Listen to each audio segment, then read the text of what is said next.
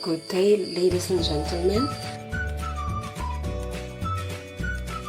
This is Dr. Frel, your professor. Hello class, good morning. Our topic for today is on resource management in education. First, we have to define resource.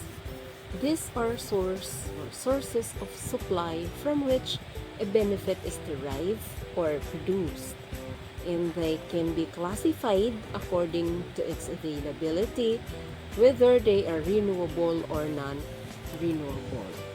While when we speak of management, this refers to those people who manage an organization. And management is also defined as the administration of an organization, whether it is business, a non-profit organization, or a government body.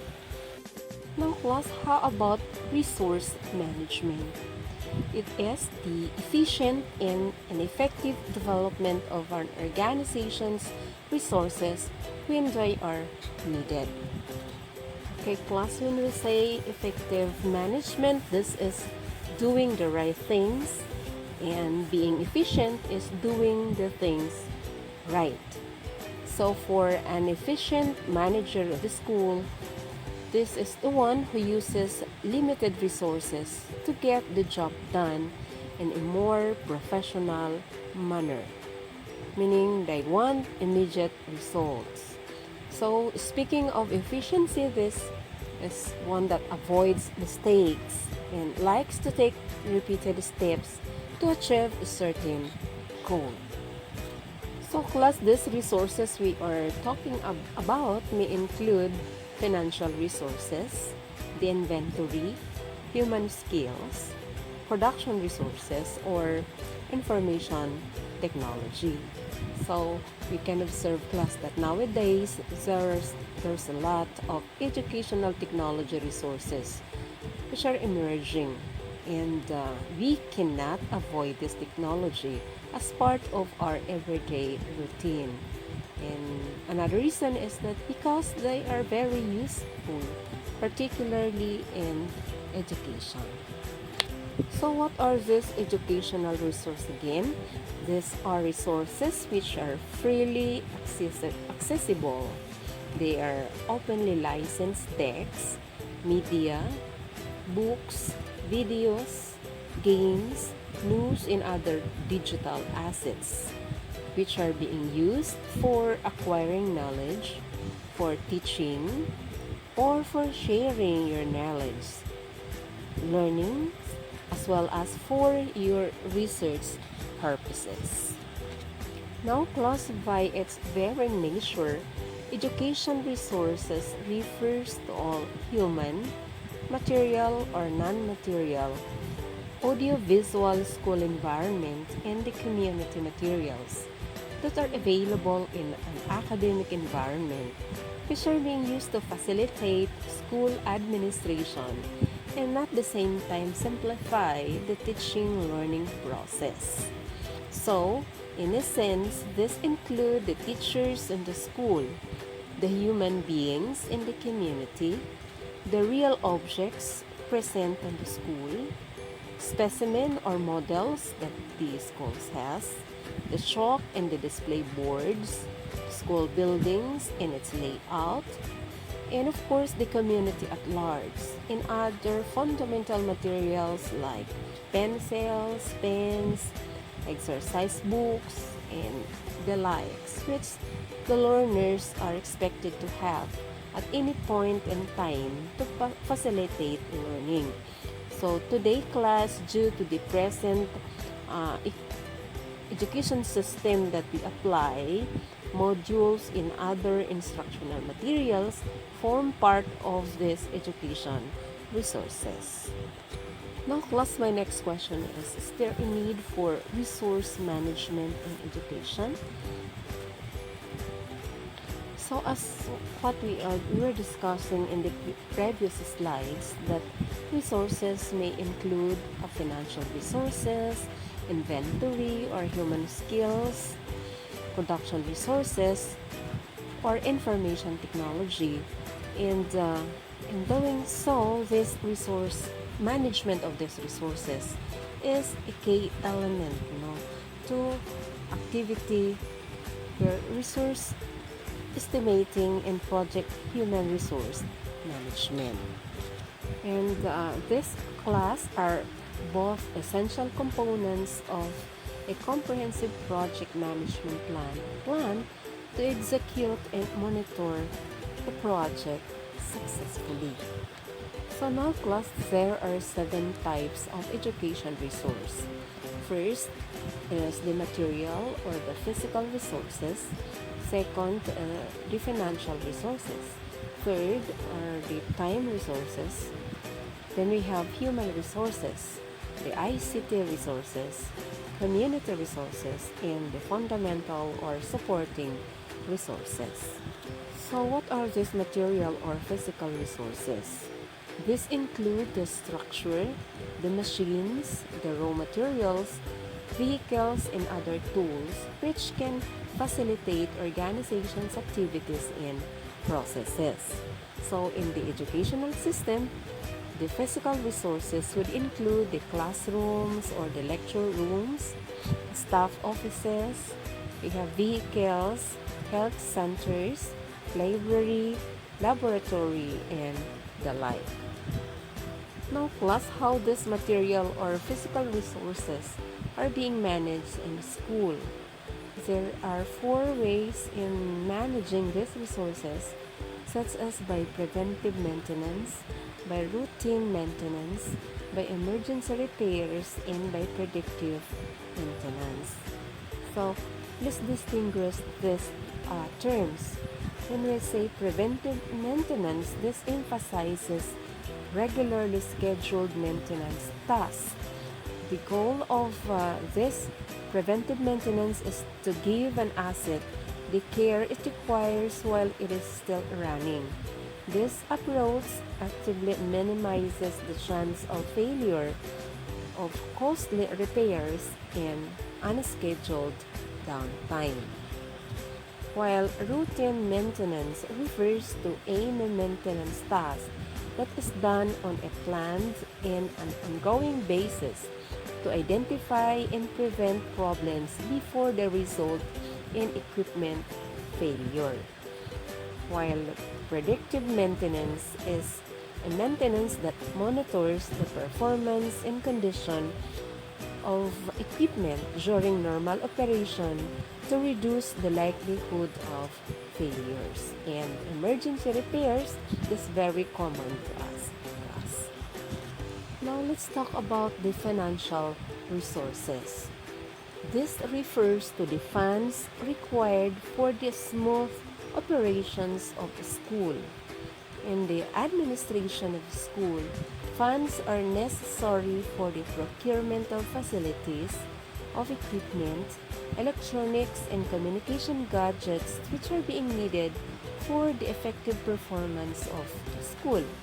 And apart from this, funds are needed to pay the salaries of administrative, academic, and non-academic staff. So, plans and policy implementation are supposed to be responsive to the availability of funds. Again, class, financial management covers such areas as the procurement of funds, their allocation, monitoring their use, and the interest of accountability and producing financial reports for the relevant stakeholders. So therefore, this financial management is an integral part of the responsibility as an education manager, because without good financial management practices, the schools would find it difficult to achieve their goals. Now, how about the role of school administration in financial management? One is to allocate funds to various activities in accordance with the budget, that is, if the budget permits. Next is authorize the disbursement of school funds, particularly with its disbursing officer. Then another is administer school funds both lawfully and morally. Another is to determine a school budget in consultation with its stakeholders, such as the heads of the department, the senior teachers, or it might be possible with the parents of the students. And the last is to ensure that the school has the funds needed and that those funds are being used effectively and efficiently. Now, how about time resource? This is considered as the unique resource because it is the most expensive of all resources due to its non-recoverable nature. That's why the use of time is one of the parameters to measure an effective school administration. In a school system, time is managed through the use of a timetable. So, consequently, time management stands as an effective tool that is necessary for organization's effectiveness in the realization of a set out objectives and goals. Now, class, what are the significance of time management in school administration? Of course, one is in setting priorities and goals, it should always be time bound. Second is it is significant in the general life improvement of the school. And another is, of course, in reducing stress and negativity in our school and the productivity and performance of the teachers and in general of the school and in the development of our employees. So it is really important that we have to adapt good time management in the administration of schools. When we have class human resources, this said to constitute a vital vein of any institution. So the human resource in the school system includes the teachers, the support staff in the school, the students, the parents, community members, and the host of other interest in social groups. They are responsible for the planning, organizing, coordinating, controlling, manipulating, and maintaining other forms of resources. Its administrative and forecasting ability shall be in place that place it ahead of other forms of resources. As what has Lakert in 1969 noted, that all activities of any institution are initiated by the persons that make up that institution. Now, how about the objectives of human resource management? This includes the supply of staff at low cost, the environment and the development of talents among the staff and the teachers, the maintenance of competent personnel and the creation of good relations between these personnel, and the provision of material and the spiritual needs of staff satisfaction that are to be created necessarily in alignment with or between their personal goals and the objectives of the organization. Now, how about the relevance of human resource management and school administration? Of course, this includes one is the proper recruitment or staffing of the school, and once they are in, about their training for professional growth or professional development. And the second is the performance appraisals. This is how they are fairly evaluated regarding their performance in school. And the third is the maintenance of work atmosphere. It is good to work in an atmosphere that employees or teachers feel some belongingness and um, ownership of their contribution in the school. And of course, in managing disputes, there have to be some process or procedures to be followed to maintain harmonious relationships among the individuals present in the school. And the last is to develop good public relations, especially with the stakeholders and the community. Then next class is how relevant is the ICT resources in school administration. One is the use of ICT help improve the quality of education, especially today in the present system in education. Another is it is a very good tool in sharing knowledge to recipients, particularly our students and stakeholders. And third, it will help prepare individuals for the workplace, since the workplace today is also dominated by technologies. And another is the access to remote learning resources. Because of technology, we can access resources which are not present physically in our schools or in our homes. And of course, in the processing of knowledge, we can easily access two sources of knowledge even by just sitting in our own rooms or offices. Then class, we have community resources. So these resources are both human and non-human materials that are within the geographical milieu of teachers and learners. This might include the teachers, the learners, the curriculum developers, parents, and other members of the society. This is because every community, no matter how large or small, holds cultural, natural, human, and technological resources that can be utilized by the students and teachers.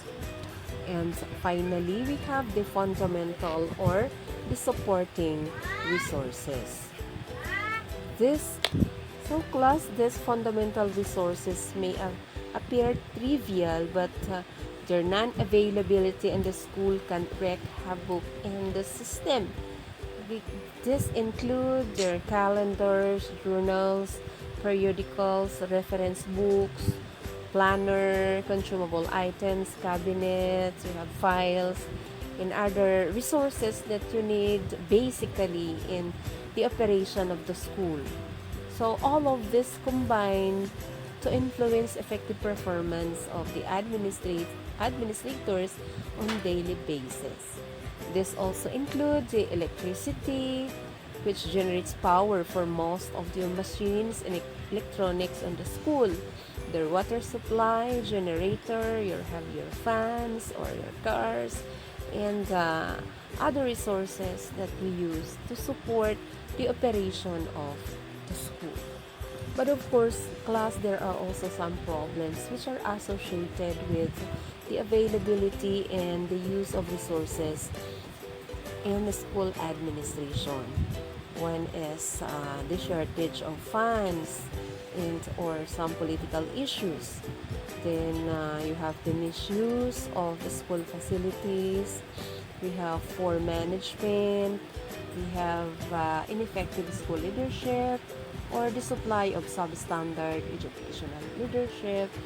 We have inadequate facilities and low staff morale that somehow affect the availability of these resources needed in the administration of schools. So in conclusion, class, I would like to emphasize that it is about life not just happening but happening in an orderly way. So humans are constantly seeking answers, making plans, and pursuing goals that bring desired results. So every day New challenges are being present, new such questions about how life should be and can be.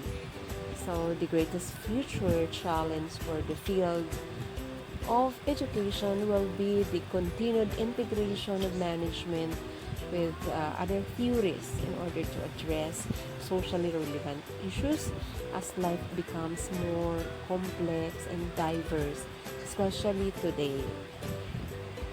Okay? Okay, so that would be our class for this morning. And for your activity, create an album of how you manage your personal resources as a student. Make sure to include captions in your album and send your output in the Google Classroom. So, again, class, this is your professor saying thank you for watching and see you in our next video.